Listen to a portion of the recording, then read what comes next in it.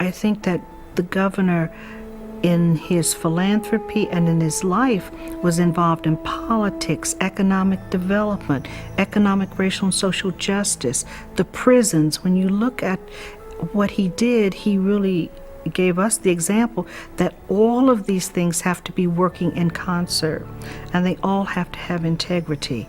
He pioneered in Arkansas in giving away money and doing it wisely and with a certain art and skill. He devoted a lot of attention to that.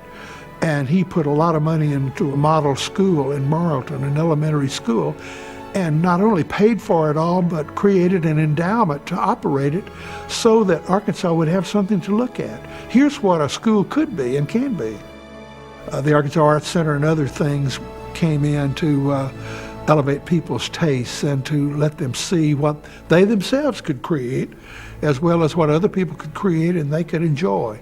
He was passionate about the people of Arkansas, and that what he cared about was that the arts were a vehicle to bring life to the people of this city and this state into a place and to have experiences that they did not have before. The Rockefeller support for the Arts Center meant everything. It meant that there were contacts with other business leaders. It got other business leaders involved in its activities who believed in it. And without that, the Arts Center that we have now would not have happened. And that was one of the things that the Rockefellers did. He left the bulk of his estate to a charitable trust. The trust has distributed probably close to $160 million to projects principally in Arkansas. There are some outside the state. But that was a very significant example of what one can do with one's money that is everlasting. He was a well-intentioned person, had the best for the state in mind, and was, seems to me, a great person for Arkansas at the time he was here.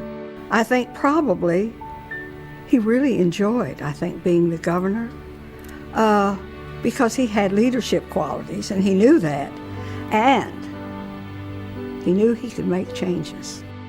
He's going to go down as one of the bright lights in Arkansas history. We had some pretty dim moments back there, some pretty dark times, and Rockefeller turned on that light and showed us the way.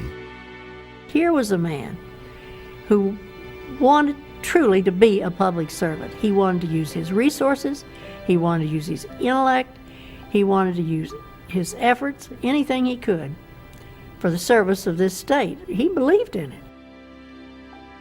I think he was a very religious man. I think he had truly been touched by God. And when his favorite scripture, "What doth the Lord require of us? But to love mercy and do justly unto our God." Just amazing man. He lived by that. And so I grew to love him and respect him, and I still do. I think if perhaps anyone were to describe one Rockefeller in a biblical verse, that would have to sum up his life.